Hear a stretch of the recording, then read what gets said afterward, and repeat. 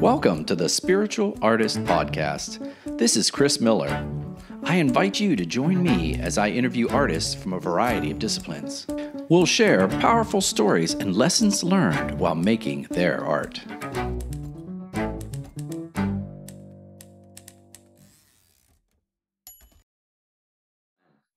Good day, this is Chris with the Spiritual Artist Podcast.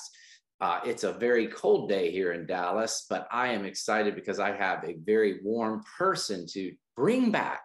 Yes, I'm bringing back somebody that was on the show. Gosh, Lisa, you were probably on the show, one of my first interviews. Early, yeah. Yeah. So I'm introducing Lisa Coyle. She's going to tell you a little bit about what she does, and then we're going to jump into some meaty conversation. So good morning, Lisa. Hi, good morning, Chris. It's always so exciting to see you. And Chris has been coming to my classes for years, but just continues to be a source of delight and inspiration after every class. Chris always has fabulous questions and insights that he shares, and it makes my job more satisfying to know that someone's listening, paying attention. Yes. So I'm as you know, Chris, but I'll share with your listeners. I've been a yoga teacher in the Dallas area for over 20 years. I've been a student of yoga since I first was exposed to it when I was 19. So that's, been a minute. And I started actually teaching yoga when I turned 40 years old. So I was kind of in and out of my own personal yoga practice for that length of time for most of my young and middle adult life, but always kept coming back to it as a source of comfort. And I am certified as a RYT yoga teacher. I have additional certifications as an Ayurvedic yoga specialist, which means I use the science of Ayurveda as an adjunct to my yoga teaching, and can help counsel people how to bring more balance to their lifestyles and their diets through that system. It's yoga's sister science of diet and lifestyle management. I have a specialty certification through Para Yoga as a Yoga Nidra specialist, leading Yoga Nidra practices, which is the science of yogic sleep. And I have a certification from the Institute of Integrative Nutrition as a holistic health coach. And I'm also certified as a yoga for cancer teacher. So I try to bring all of that information to really all of my classes. Every teacher that has given me specific information for a specific discipline, I find that it all feeds each other. And I'm constantly humbled and excited as a yoga student to be able to share what I learned with my students. Well, that's very impressive, and listeners, as you can hear, Lisa's done a lot. I'm going to focus. We're going to kind of tunnel down a little bit on yogic. Am I pronouncing that correct? Mm-hmm. Yogic sleep, because I really love that concept, and I've been participating in those classes. I will share with my listeners that Lisa is one of the most listened to interviews I've done, and we last talked. It was probably within the first 6 or 7 weeks of COVID. Yes. Oh gosh, that's right. Do you know that? And do you know what I did last night, Lisa? I actually sat down, and as I fell asleep, I listened to our interview again. Oh. And it's always a joy because I'm like, oh, wow. Oh, yeah. Oh, wow. Right. And one of the things we ended with, and I'm going to begin with here, is we talked about the phrase, the more you let go, the more you are supported. And as I was running around trying to get ready for this podcast and making sure I had all the materials ready and the mic wasn't working and the room wasn't set, I thought, Chris, the more you let go, the more you are supported. And sure enough, Lisa texted me and said she was running late, and there you go, right? Yeah. Spirit heard me and responded in kind, gave me a little more time to get ready. So I'm excited about this, Lisa. I love this. The whole idea, and we're going to jump in, listeners, because every time Lisa and I talk, it just goes into wonderful places. What I wanted to start with is this whole idea, Lisa, of yogic sleep, and I think it ties into the word restorative yoga, but perhaps you could explain this concept to people that have never heard of it. So it does, it sounds funny, right? Yogic sleep. What is sleep is sleep, right? So people are like, I don't understand what this is. Yoga has to make everything different, right? So I think that's sometimes people's initial response. Just from just to get real basic from the yogic philosophy of what this practice is. The practice is called Yoga Nidra, Nidra, and it is from the yogic texts and from the yogic tradition, probably the oldest and one of the original practices that was delivered from student to teacher. Now that was always done traditionally on an individual one-on-one basis. And it is a practice of effortlessness. And it is a practice of taking the conscious mind and using the conscious mind sort of in a liminal state. Yoga Nidra is a state of consciousness that we access through a series of deep relaxation techniques. And the actual state of Yoga Nidra, we're only in it when we're in like a 30, 40-minute practice. We're only in the actual state of Yoga Nidra, if we're lucky and grace befalls us, for like 5 to 8 minutes. Everything else is preparation for that state. And so the state of Yoga Nidra or yogic sleep is this ability to be in the sleep state, physiological deep sleep, delta brain waves, non-REM deep sleep that we go into every night, to take the body and the brain into that state, but maintain a trace of conscious awareness. So what happens when we are able to do that without falling to sleep, to snoring sleep, right? That we end up in at nighttime, is that we have the ability then to access that deep healing that can happen, that does happen in non-REM delta wave sleep.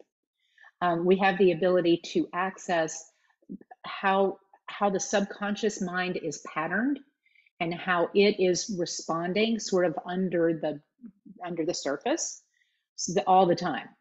So we can implant a what's called a sankalpa, or a statement of resolve, as we go into this state, and it starts to rewire. I know that kind of sounds odd, but so people ask, is it a form of self-hypnosis?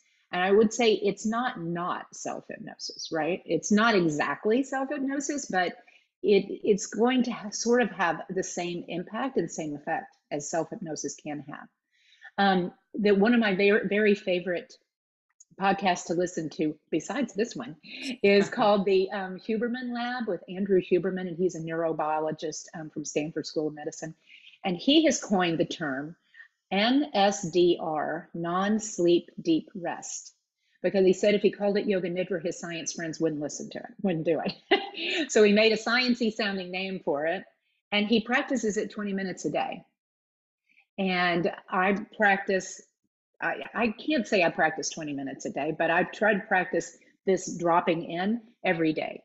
So if it's only 10 minutes, I'm going to do that. Yeah, go ahead. Okay, I'm going to stop you because you just said like 20 things 1,000 things that I could unpack, right? Yeah. Okay. That I want to unpack. So if you're listening to this and you're a creative person, you're probably thinking, what is Chris bringing in Lisa for, and what is he talking about sleep? And so I want to share a little bit of my thinking on that. Excellent. So first, let me describe the process.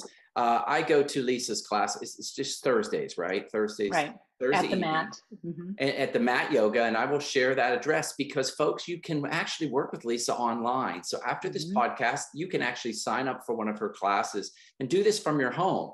But basically, we go into a room, we get into a nice resting pose with the mat and some supporting tools. The lights are dim, there's beautiful music. And Lisa kind of walks you through this gracious journey where you quiet your body or you quiet your mind by kind of projecting into your body.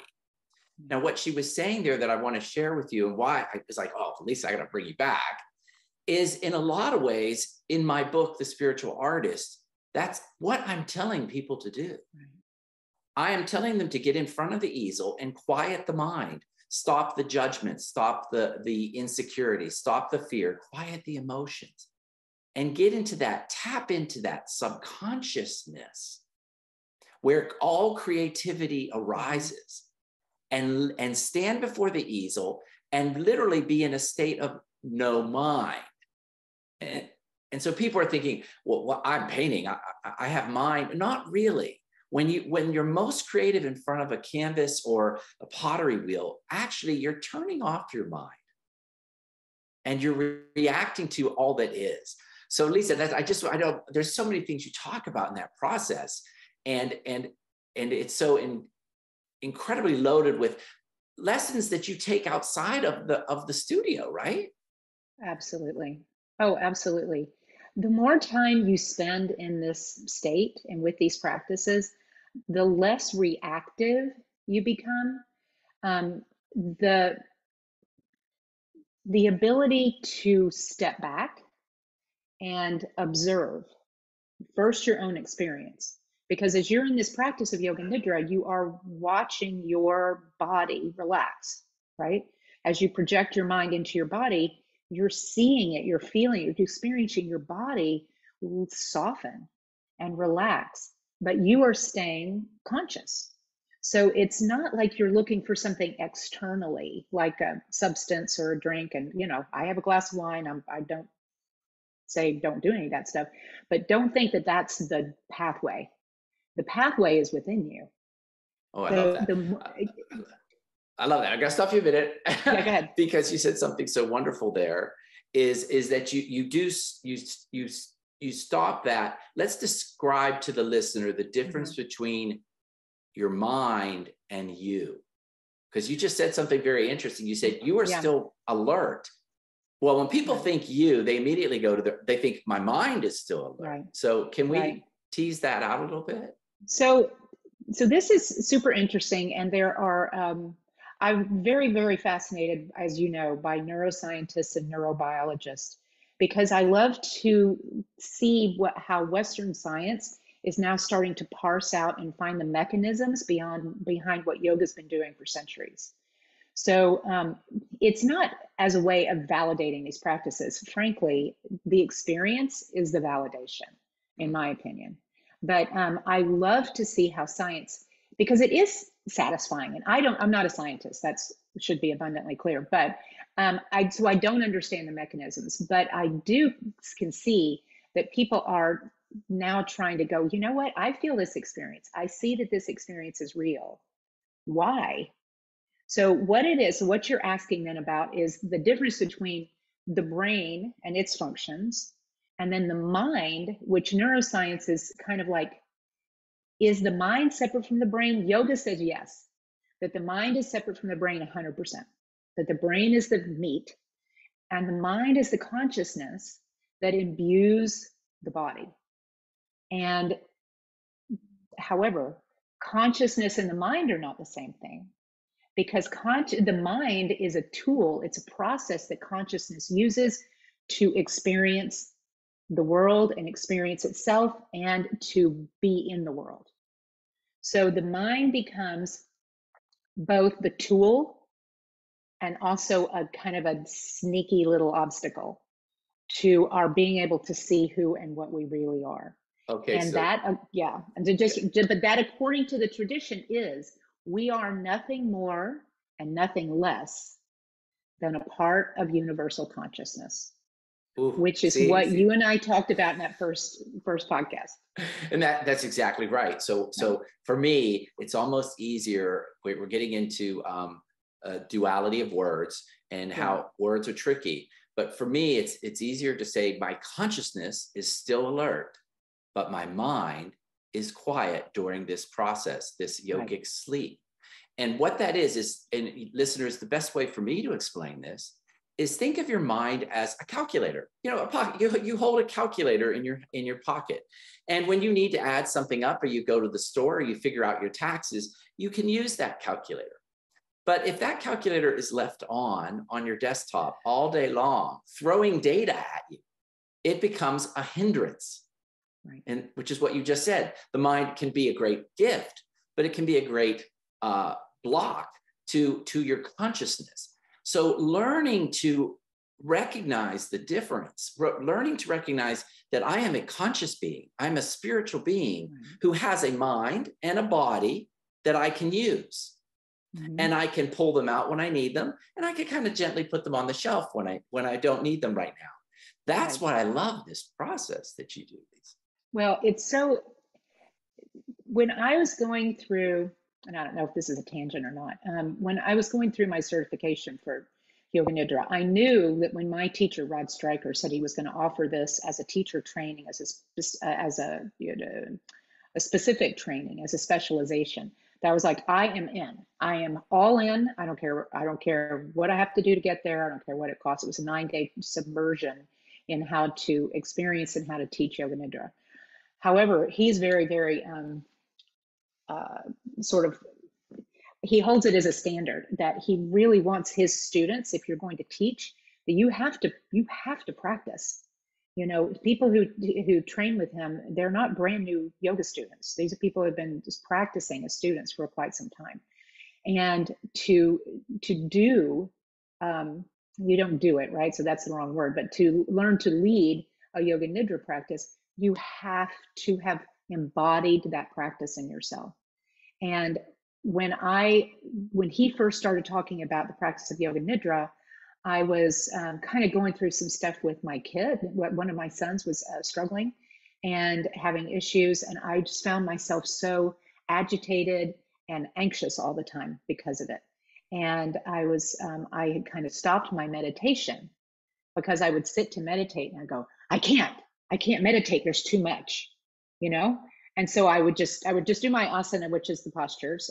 But I just can't, it's too much.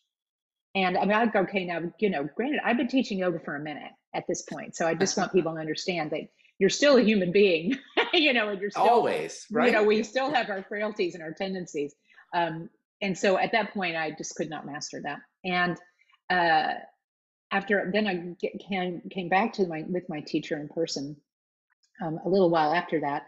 And he gave us a yoga nidra practice. And he said, you really should be doing this at least 2 or 3 times a week. And I was like, really?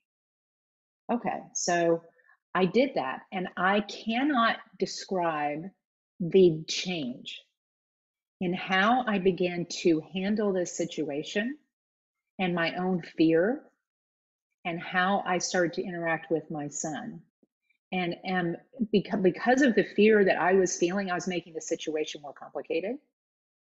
But once my fear was something that I could just sit with and not and sort of let it work its way through, not deny it, but work its way through and let the body process it, let the mind process, and then let it go. Things just changed. And I was so profoundly affected by that I was like, this is now my main focus as a teacher. Because all the asana that I've done, the meditation that I've done, nothing has had the impact that this yoga nidra practice had over my nervous system and how I was showing up in the world. Oh. So then when we go for the training, we have to commit to a 40-day practice. You have to practice, you have to do your nidra practice every single day for 40 days. You can't teach until you've done it at least 2 weeks in a row. So, I mean, that's pretty short, right? But so let's say you get to day 26, like happened to a friend of mine, and you forget the next day, you have to start over. Ooh. And it's not to be punitive, it's for you to be able to soak up 40 consecutive days of a nidra practice. And after that, I was like, that's it. It is so transformative. You feel so supported. And it gets back to how you started, is the more often I could learn to let go, the more supported I felt, regardless of the situation. Did my nervous system upregulate? Yeah. But did I freak out? No. Did I stay upregulated? No. It's an incredibly powerful tool.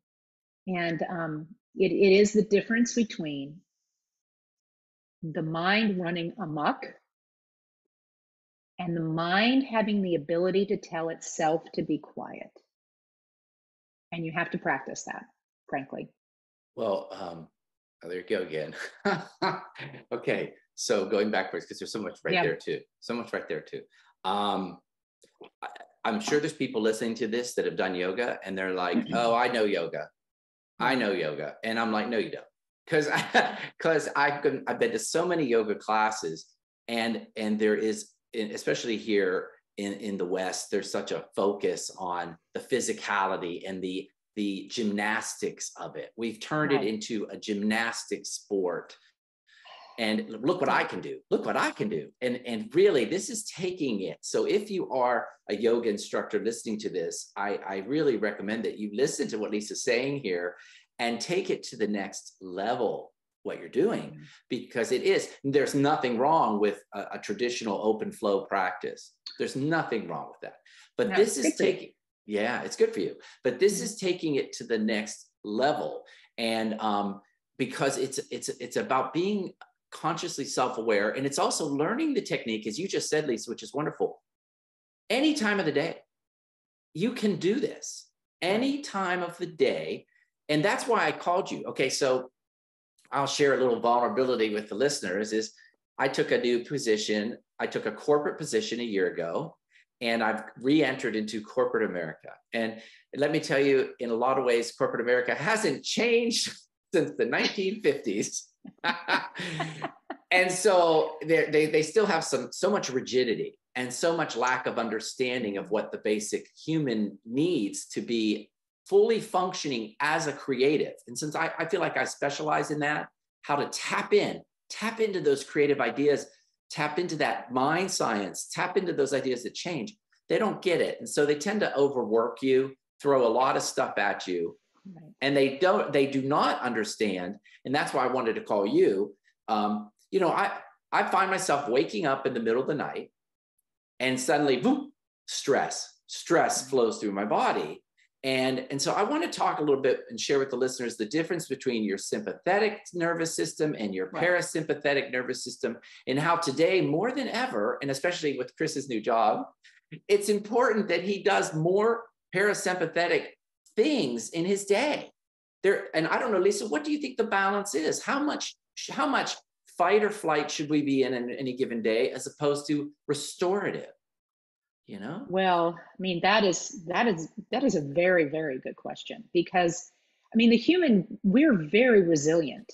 We would not have evolved where we are. Human beings are amazingly resilient. We're also not designed, from an evolutionary perspective, to be in sympathetic nervous system for as long as we are in our present day. The sympathetic nervous system was designed, and just, quickly, I feel like everybody has heard this, but I don't think everybody has. But it's because we in our yogic world talk about it all the time. The sympathetic nervous system was designed to get us out of danger. So it was, say that the example is perhaps a tiger comes in. So we're like, oh no. And we upregulate real fast. And adrenaline, epinephrine, it can also be called, surges really quickly. There's all this that goes on in the brain, kind of starts in the amygdala, goes to the hypothalamus, all of this like circuitry is all happening again before even the mind can formulate a thought. Yikes, it's a tiger. Before the mind can even do that, the brain is already like danger, sending signals to the adrenals. We need this stress hormone that's going to dilate my pupils. It's going to raise my blood pressure and my heart rate. It's going to relax my lungs so I can get more oxygen in. It's going to take energy from my digestive system, which is normally very energetic, and it's going to shunt it out to my limbs so I can run away from the tiger. However, once I run away from the tiger, now also that's an important thing to remember, is I'm running, right? I'm not just sitting there going, I hope this tiger doesn't eat me. I have to run, and that's also using that stress hormone that's going to help me run faster. But then when I'm out of the way of the tiger, I don't see it anymore. I'm going to stop running. I've burned off a little stress hormone from that running. There's going to be a trail of cortisol that's going to stay elevated for about an hour or two just to kind of keep me on alert. But then the way that we're designed is then the parasympathetic puts the brakes on the sympathetic nervous system. It's not supposed to be a state of the nervous system that we stay in all the time. It is meant to be a survival tool. Now, in our state, so then the parasympathetic nervous system comes on, it puts the brakes on all that stress chemical in the body, all those stress hormones, and restores most of the energy back to the gut. So it's called the rest and digest. So sympathetic, we hear fight, flight, or freeze. That's the stress response. And it's essential, or we would not have gotten to this point. The parasympathetic is called rest and digest, or rest and restore. And so if we're constantly in a state of chronic stress, meaning we're not being chased by tigers anymore, but we are being chased by Facebook posts, emails, traffic, poor food, lack of sleep, stressful environments, the nightly news. I mean, we have so much input coming at us all the time, where I may not be chased by a tiger, but all I need to see is one person's phone number come up on my phone, and all of a sudden I'm like, like I'm upregulated. So when all of that's coming at us like this, a constant barrage, which is our modern life, we're staying upregulated. That's become just our default. Right. And so we don't even know how to come down, right? We don't even know how to come down. So that's No. why we equate relaxation with unconsciousness. If I become relaxed, I'm going to fall asleep. A, I'm probably exhausted because I'm always upregulating. But B, I'm just not used to being, I'm only used to being jacked up, right, in my nervous system. Right. If I experience relaxation at all, it feels like dullness to me, right? We're almost addicted to right. Which would surge. explain. So I'm going to share this with my listeners, because I've learned that being forthright and vulnerable is the best way on these podcasts that people learn. So I started developing some health issues with this new job. I'm having skin problems, and it's formed by psoriasis.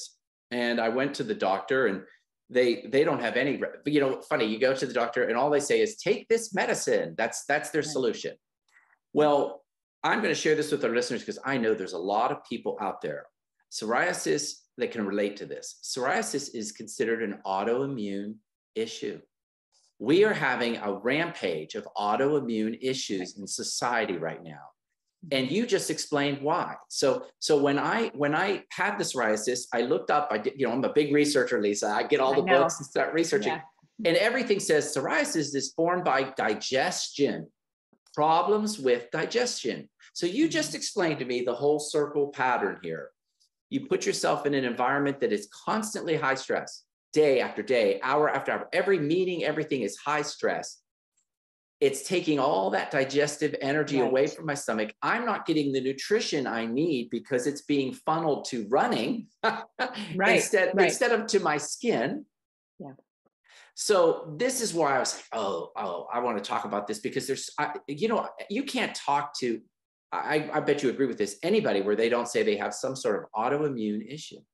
You're completely right. They are so, and people, and a lot of like doctors and so forth are like, what is the deal?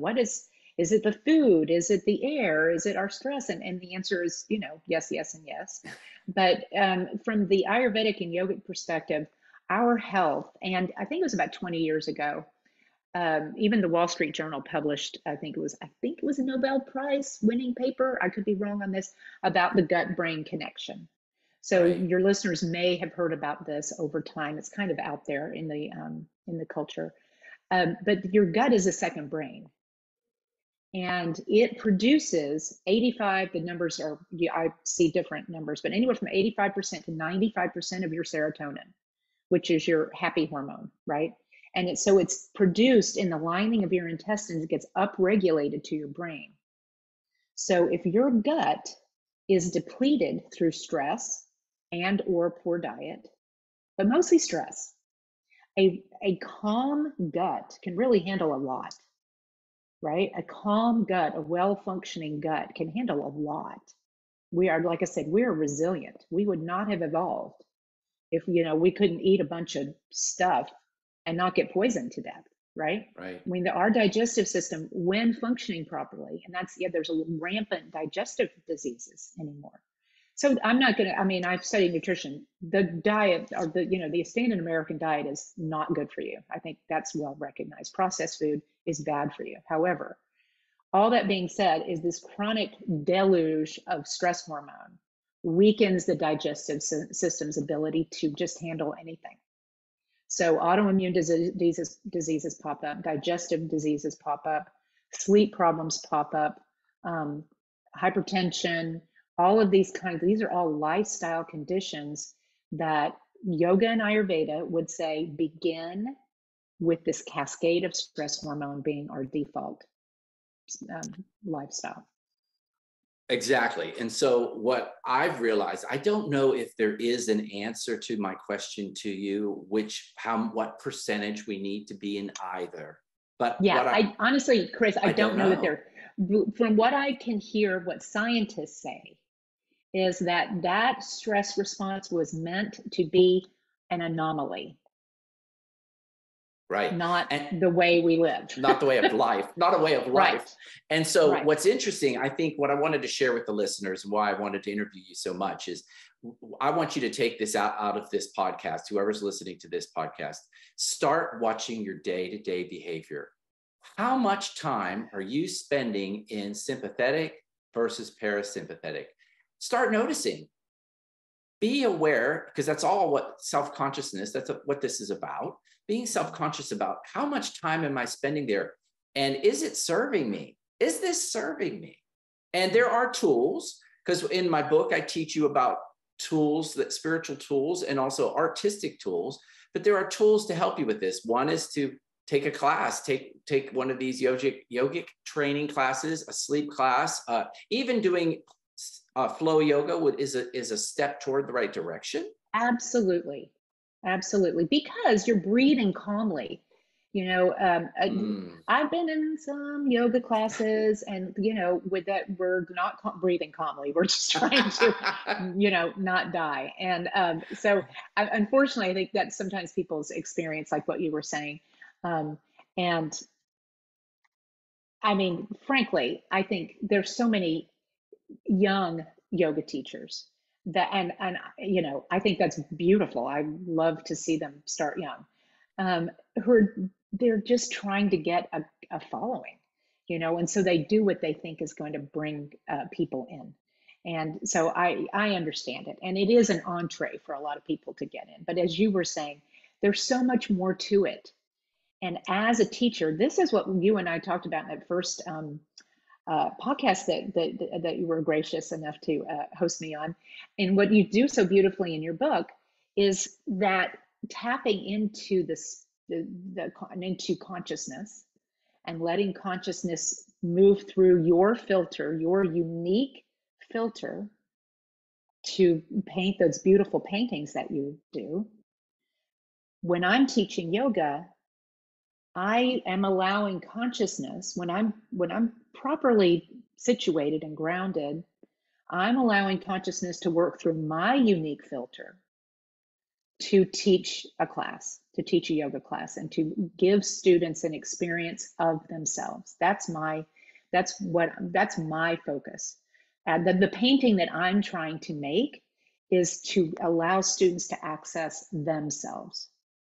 So it's, as a teacher though, and what you described so beautifully as an artist, is that there's less on you. There's less performative energy that you have to put out because you are being supported. Right. You can let go and let consciousness support you, so much bigger than my insecurities and my will and my desire to please. Consciousness is just going to move through. And so all of that sort of self-doubting type of behavior that I need to please everybody here keeps me small. And when I can let go and allow consciousness to support me, I can be bigger with less effort. Exactly. And it's about, it's that where they talk about, you've heard the saying, like, let go, let God. Right. Exactly. And if it doesn't, it doesn't matter what word you use. If you don't want to use the word God, you could say, let go, let energy. let Right. go, let the force of life flow through Life. me. That's what I was like, go let life. Yeah. Yeah, let go, let life. And Yeah. what it is if you let it flow through you as you'll find all these wonderful creations. And creativity is all those ideas that come upon us in a yoga class and in when you're painting. So I would tell the listeners, it's a great interview. I'm going to put it at the end of this so you can go and listen to the first interview with Lisa, because there's more information that we don't want to be redundant and go back and talk about breathing, the importance of breathing and all that, but it's all there. So I wanted to know, Lisa, so we talk about in this class, and we talked about it in the last interview, so you can hear it, about going through the body. But do you have any ideas? So in the middle of the day or in the middle of the night, I woke up last night, 4 o'clock in the morning, and I was like, and all of a sudden, boom, that mind clicked on, and then adrenal, I mean, literally mind, adrenal. Feel it. Yeah. I could feel it. I could feel the lower back. I could feel, my adrenals are going, and it's 4 o'clock in the morning, right? Oh, yeah. So what, do you have an exercise that someone could do without, obviously they're going to, I guarantee you, they're going to sign into your class and follow you, but what could they do alone? What can I do alone in the middle of the night? So, again, it's going to come back to breathing. Because it's an autonomic process that happens all the time underneath our consciousness, but we have muscles in our body that we can use to control our breath. So it's a unique tool that we have. And Western science, this is well documented. Patterned conscious breathing is the fastest, most immediate way to harness the movement of the mind and to access parasympathetic nervous system. And it's abdominal diaphragmatic breath. When I look up and I'm like, okay, let me see what scientists say about the parasympathetic nervous system. They all start with abdominal breathing. That is the way. And so again, at the risk of being repetitive, but I mean, how many yoga classes do you take? Every single class starts with abdominal breathing. We have to start there, because if we don't start in abdominal breathing, we're staying up here. We're staying up regulated. We have to switch into parasympathetic in order to benefit from the yoga practice in any real way. So when you're lying in bed or you're getting ready to go to bed, and so this is also just a note, when it's possible, before sleep, it's nice to really down-regulate the nervous system. By that, which I mean, sounds odd. You down-regulate your nervous system by up-regulating the parasympathetic nervous system, the rest and restore, digest, because that's an up-regulation. But you do it by slow diaphragmatic breathing. And if you can, balance your breath at like a 4-count inhale, 4-count exhale. That's the most basic way. Breathe into your belly. For a lot of people, they're so used to breathing up top. I can't tell you how often I see this in a new yoga student. You tell them to take a deep abdominal breath, they go, they breathe right up into their chest. Or worse, they go, and they breathe through their mouth. So yeah, don't do that. So breathe through your nose, breathe into your belly. And if you can't, with your hands on your belly, if you don't feel it moving, you're breathing into your chest. So a way that you can feel is one hand on your belly, one hand on your chest.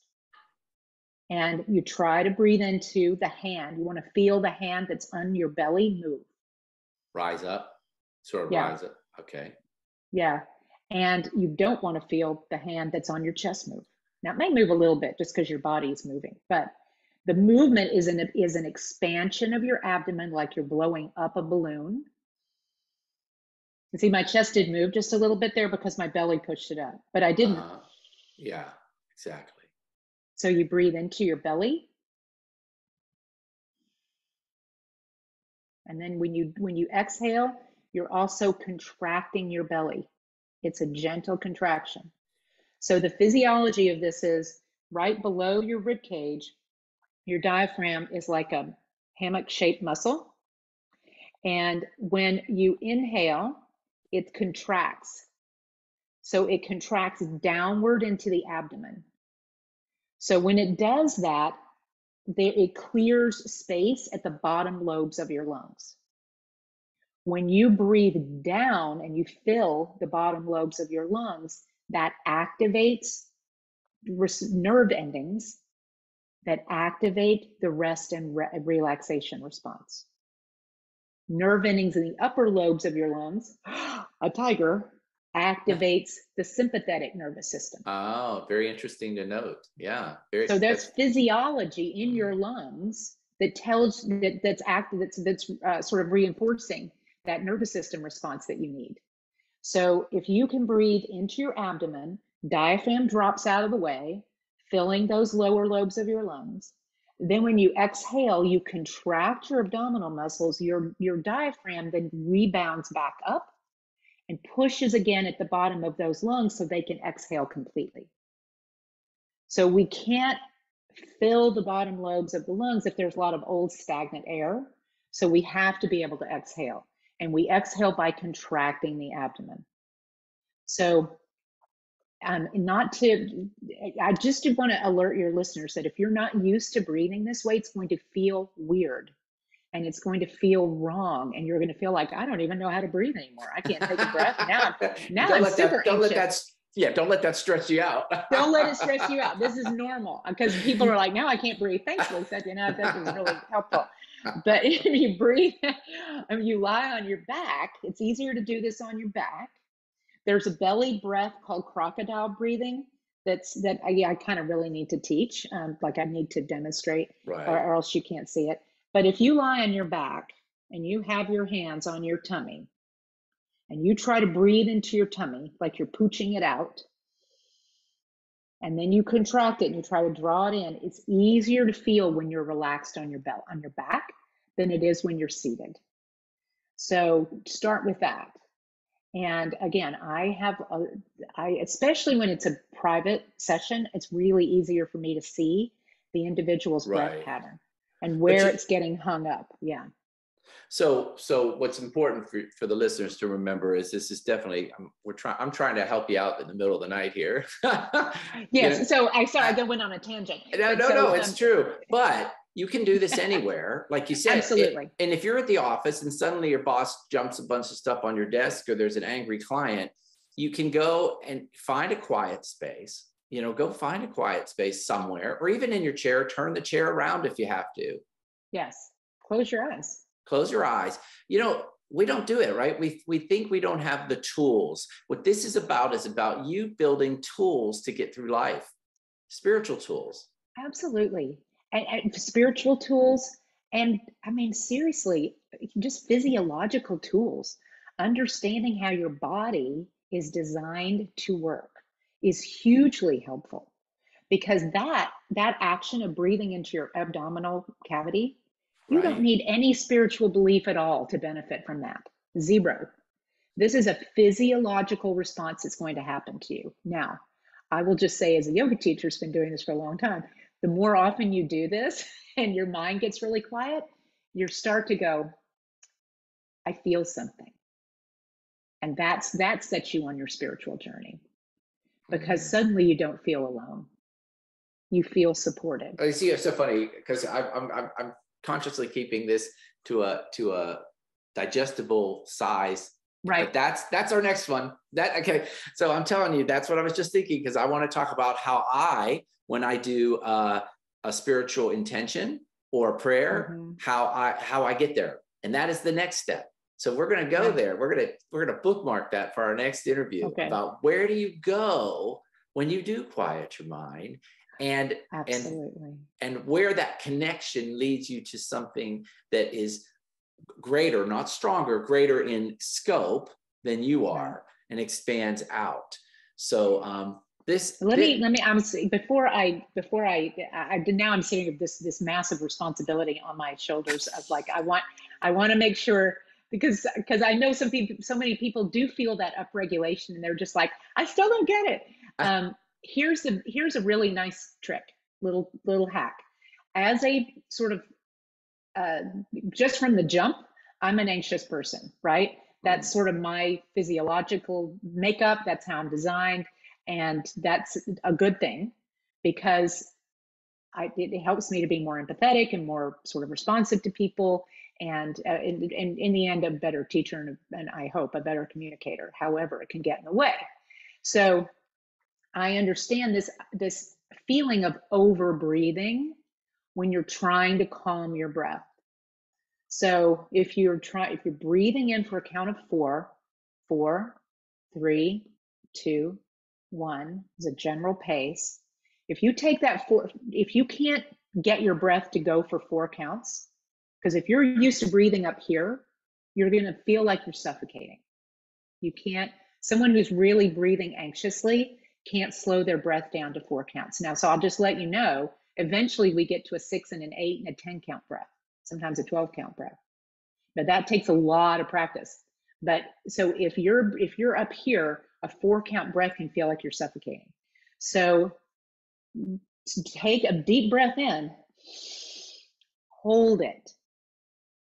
So that stops that stops the inertia of that, the momentum of that spiraling out of control feeling. Take that deep breath, hold it, and then let it out slowly. Now you're a little more prepared because you've just broken the momentum a little bit to try to breathe in for 4 and out for 4. And if you need to hold that inhale for a count or 2, go ahead and let yourself do that. It's going to break the momentum of starting to speed up. So I just want to offer that as a little bit of a hack for people for whom breathing slowly, you can't take someone who's super anxious and say, calm your breath. They're going to be like, you know, they just literally, because I've been there, you're literally going to feel like you can't breathe at all, which is not going to make you feel relaxed. So just take that. I know it sounds a little counterintuitive because I just told you to breathe, but if you just take a deep breath in, hold it, close your eyes. It's a speed bump. It's going to stop the momentum of spiraling out of control. Then you're in a little better situation to practice breathing into your belly slowly and smoothly. And I will add one more little hack that I use because I have a very active mind. Mm-hmm. Focus on the feeling of the breath coming mm-hmm. through your nostril, mm-hmm. not just counting, but feel the air through your nostril, and that will slow your mind down because you're projecting your mind into the nostril cavity and then all the way down to the abdomen, but you can feel it. And so that's another little hack for some of you. Absolutely. With hyper minds. And that's another old yoga practice. Cool on the inhale, warm on the exhale. Because we always have our nostril, and we always have air outside the body. Exactly. And we can feel, like you're saying, you can feel it come in. So it's something tangible. It's immediate. You always have it. You don't need a teacher. This is a funny joke. So one day I was I was in the dentist chair and they were giving me a root canal, and she goes, "You're practicing breathing, aren't you?" I've had my dentist say that to me too. And I was like, "I sure am." Yeah, because you're drilling into my head. You're drilling into my teeth, and my mind is going to breathe through this as best I can, you know? So yes, you could pick a spot on the tile and then from the ceiling tile and go in for 4, out for 4. Exactly. So these are tools. These are wonderful tools to get through your life. I'm going to tell you that Lisa is available to schedule classes with her at www.thematyogastudio.com. This is regardless of where you are. You don't have to be in Dallas because you can just call in whatever time aligns with the time that they have it. And you could actually try one of these classes with her. Is Thursday night the only time? Thursday night is the only regular scheduled class. I teach periodic Yoga Nidra workshops at the 2 other studios where I teach, which is Good Vibes Yoga Dallas and Uptown Yoga Dallas. So typically those 2 studios, I'll do like a quarterly Yoga Nidra workshop, which is a 2-hour special class that has a special focus. The class every week at the mat is Thursday nights, 6:30. And we have like a preparation of a yin yoga style. So it's a little bit of gentle movement, basically, sort of relaxing and opening the body, getting the breath nice and quiet, and then moving into the yoga nidra practice. And that is always a recorded class, or you can join us live. And I will put those addresses in the yes, bio. That'd be great. Thank you. Yeah. And then my website is lisacoyleyoga.com. And I have the first spiritual artist podcast interview I did with Chris is on my website. You can listen to it there. And I'm starting to try to load some shorter practices onto my website. I haven't gotten that done yet, but that's the intent, to have some quick, like 10 to 15 minute relaxation practices on the website that you can access. Oh, that would be great. That would be great for them. I want to tell the listeners that I am going to, the next interview, I'm interviewing Michaela Haas, and the book is called Bouncing Forward. And it's quite, you can see if you're watching, it's an inch deep book. It's the art and science of cultivating resilience.